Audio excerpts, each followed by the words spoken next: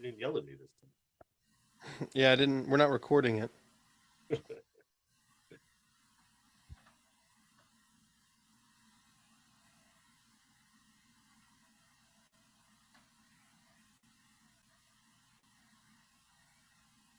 Fuck it. Do it live.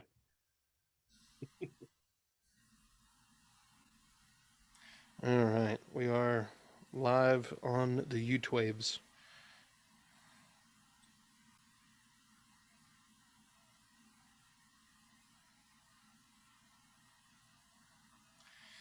Pulling up the chats so we can interact.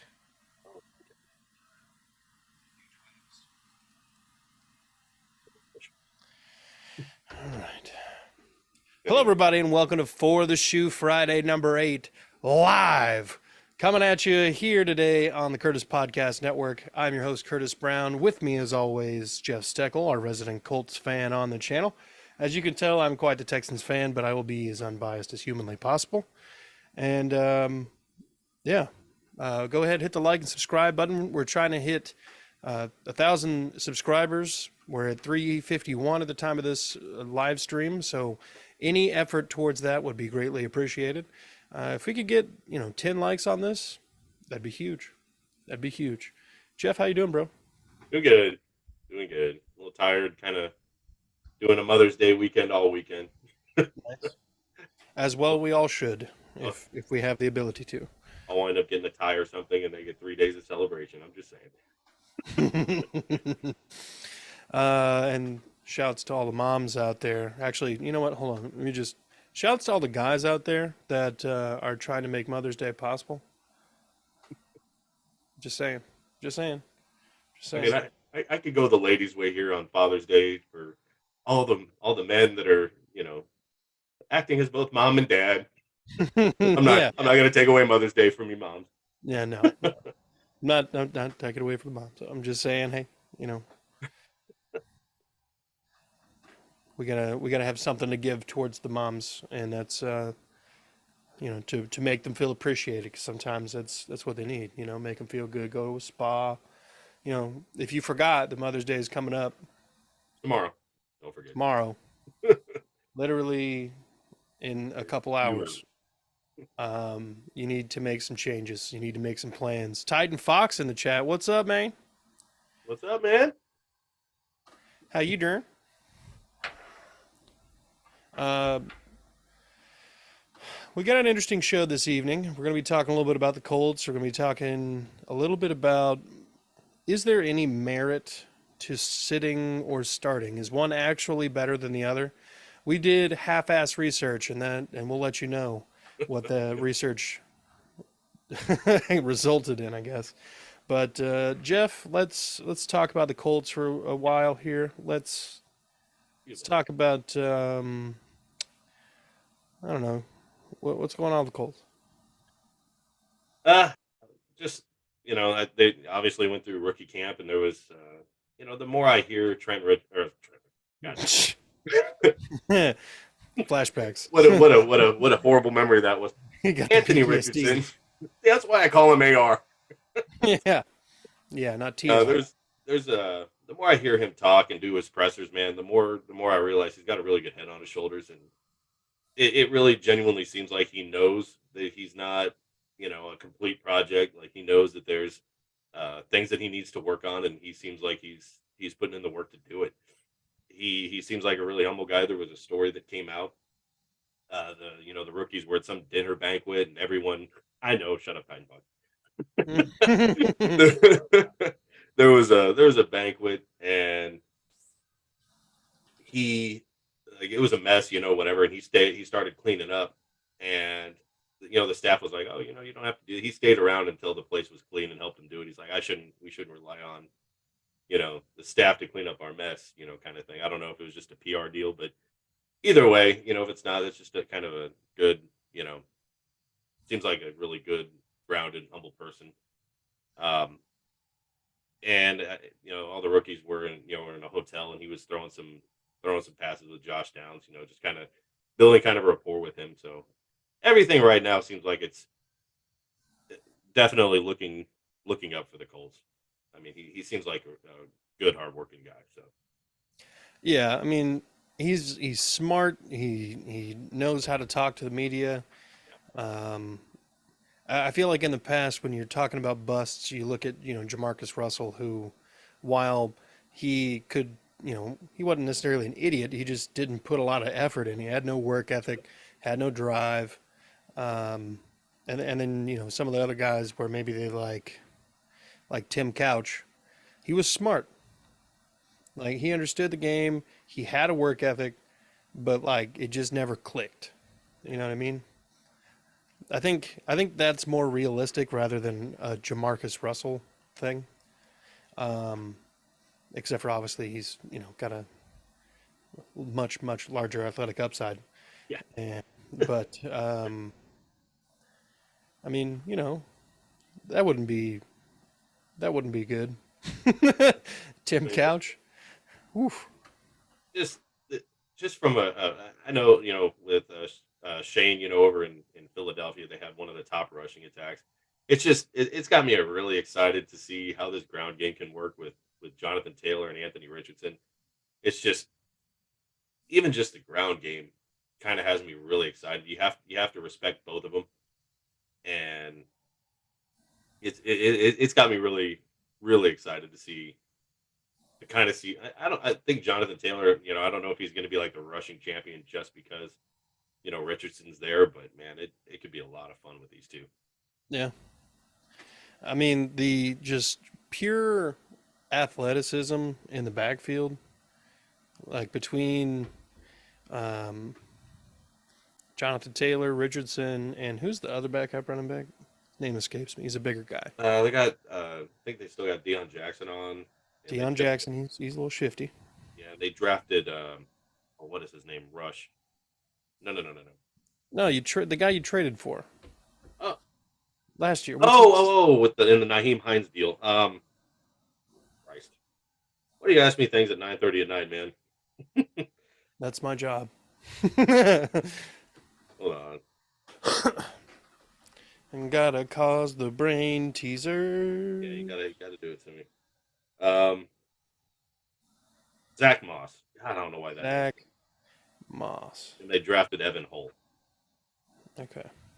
Yeah, for sure, Titan Fox. He injury riddled season with those ankle problems. Definitely needs a bounce back. He needs to be there for Richardson. Yeah. Sorry, I'm just Um, and of course, Titan Fox brings up the phenomenal point of maybe you let Minshew start 4 or 5 games. So that's basically what we researched here. oh, that'd be even worse. I haven't had coffee at 7 a.m., man. um, but that's basically what we researched. We looked into what quarterbacks started immediately, what quarterbacks sat a little bit, what quarterbacks sat a long period of time. There was kind of a misleading thing. Jim Kelly apparently sat, but in reality, he was playing for the USFL and making a lot more money than the money he would have made in the NFL.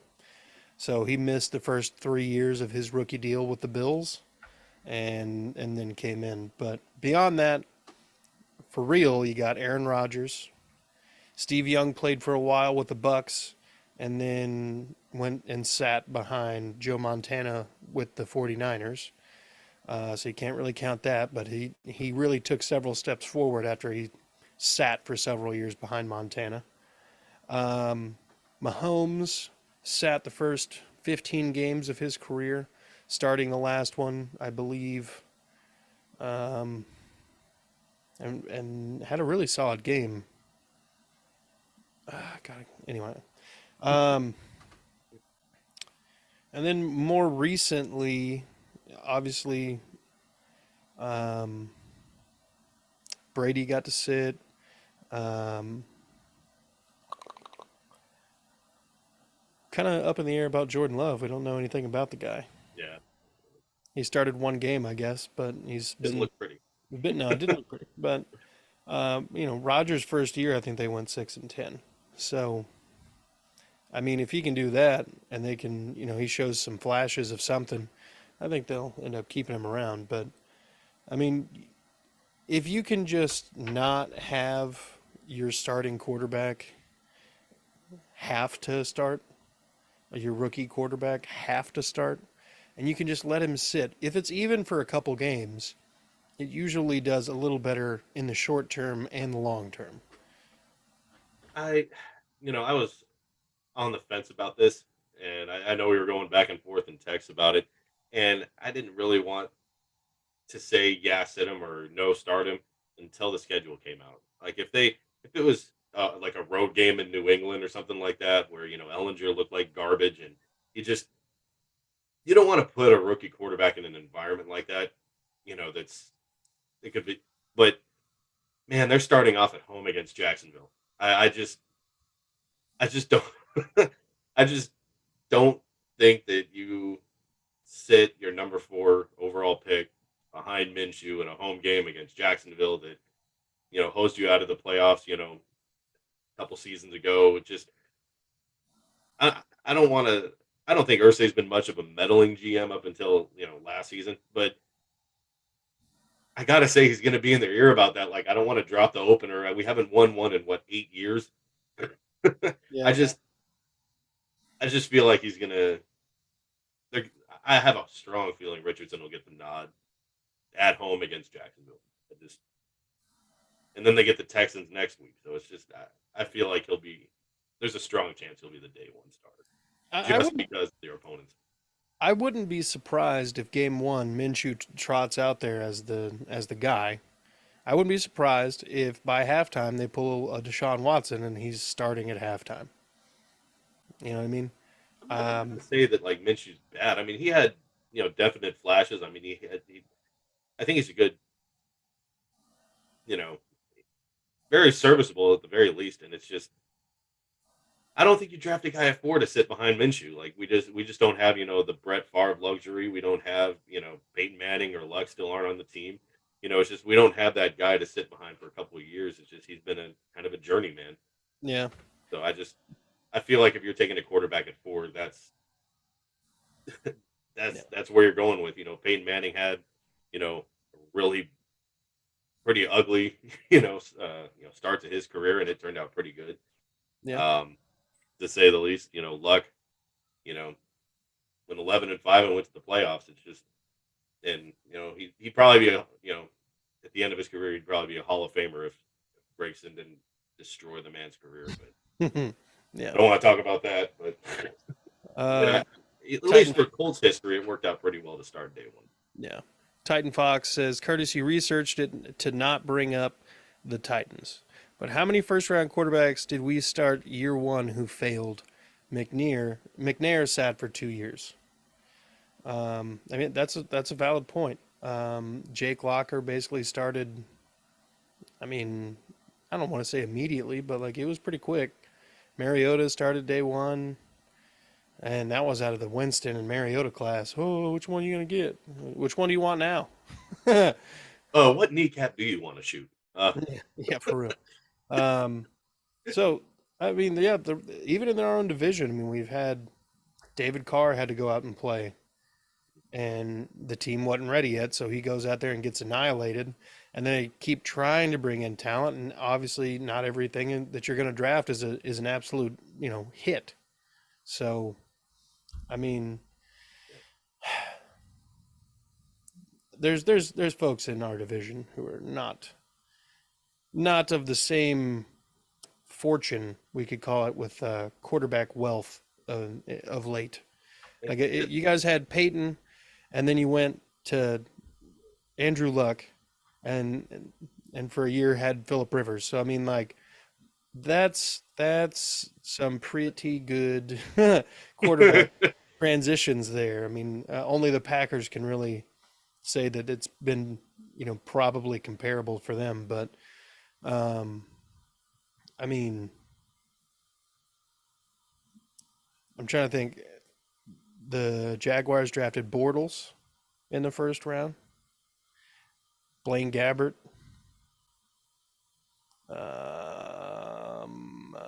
There's got to be other ones I'm not thinking of.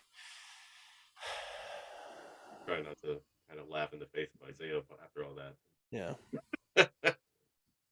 only to have Minshew be like seventh on their all-time passing yards list. Anyway, um, so Jaguar legend, baby. in the research, it does kind of tend that, you know, if you get to sit even behind somebody who's a scrub, it tends to be more beneficial. Even if it's not forever, it's not for a short period of time. It doesn't matter. Literally, like a game. Some of these dudes haven't been on the sideline for a game since they were freshmen or in middle school. So like, it's a very very slept on aspect of the game. You got to digest it as if it's chess. Sometimes it's better not to learn how to play chess, but to just watch other people play chess and learn how to play with tactic and strategy. Um, I know that Florida has issues developing quarterbacks, and they have for as long as I've been alive. I mean, none of the Florida quarterbacks, the best one so far has been Rex Grossman. Let that one marinate for a second. Rex Grossman. You know, at least from a fantasy perspective, during his time, Tim Tebow was pretty pretty fucking infuriating to play against. He'd go like 9 for 30, have 112 yards, and 2 touchdowns. No, well, like okay, I remember I think it was playing for a playoff game and playoff spot in the fantasy playoffs, and like he had a stat line like that, and I'm like negative like 7 points or some bullshit, and I'm like, man, I got this in the bag. 5 minutes left to go in the game, and the fucker runs for like 3 touchdowns. Fuck, knocked me out of the playoffs. I was like, this table looks like shit for 56 minutes. Yeah. Someone tell me, tell the 49ers to share the QB wealth. They have three potential starters on one team. I don't want Sam Darnold. I don't think most people want Trey Lance. If they did, they would have gone and got him. Potential. I know. I know. But no. I I don't could know. I think swear Sam Darnold's gotten kind of a bad beat through his career too, but I don't know. you could swear at least one decent quarterback sat behind Fitzpatrick. Man, that's I don't. Man, that's a fuckload of teams to go through, man. Yeah, he played for everyone. So I mean, he played in Cincinnati before they got Andy Dalton. That might have been it. Dalton sit behind Patrick. I think when Dalton came in, they already had Ryan Fitzpatrick. I don't know. He might have been one of those that started game one. Anyway, but the information does kind of lend itself to say, hey, sit him. That's the best way to grow the mental aspect of the game for these players, and it's a very undervalued aspect here. Of Just course, the capital.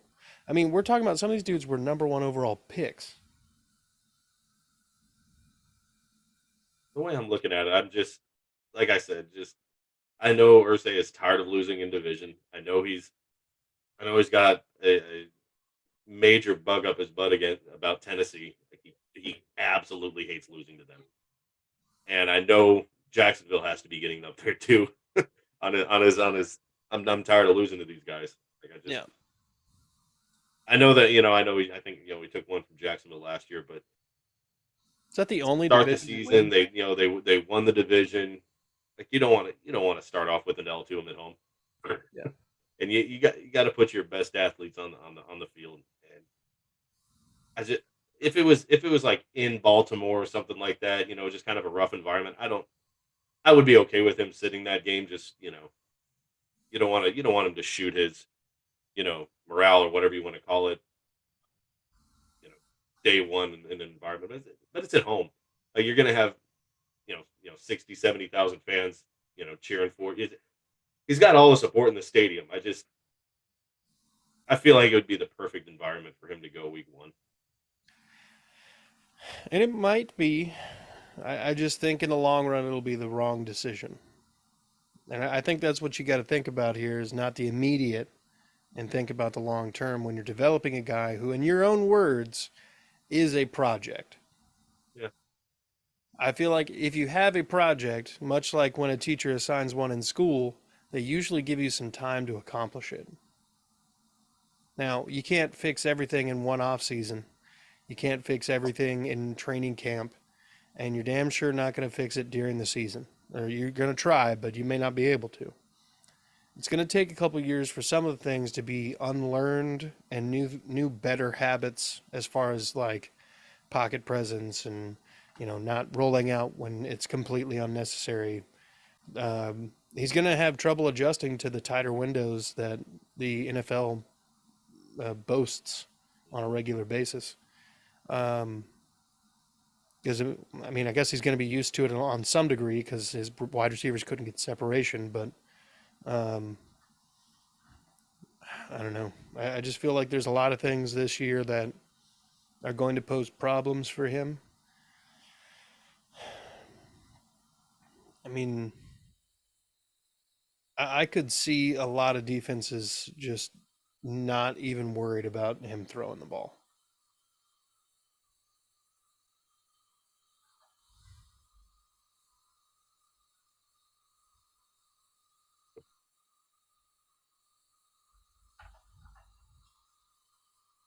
Yeah.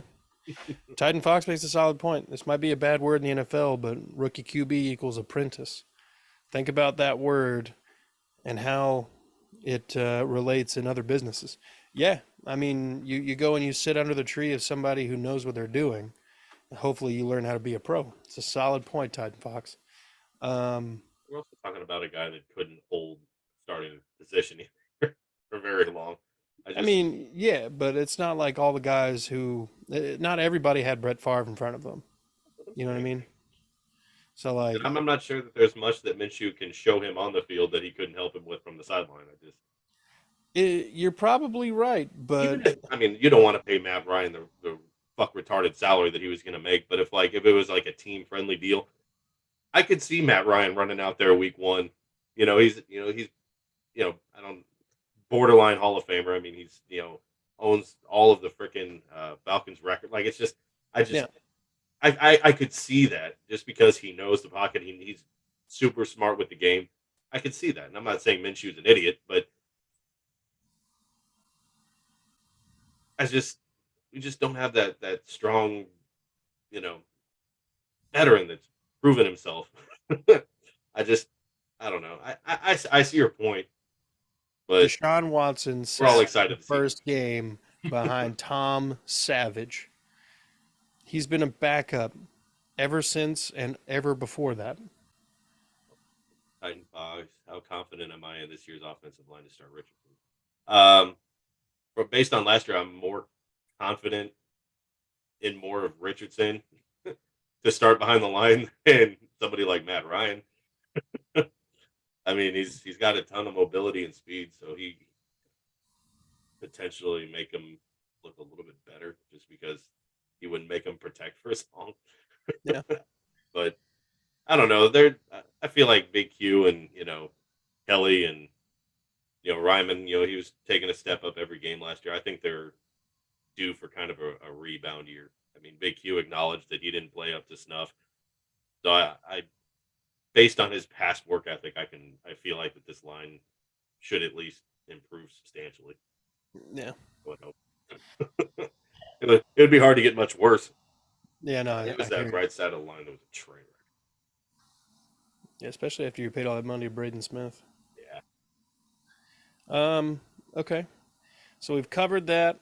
We've covered the QB start versus not starting a rookie quarterback, and if you want, you can Google it.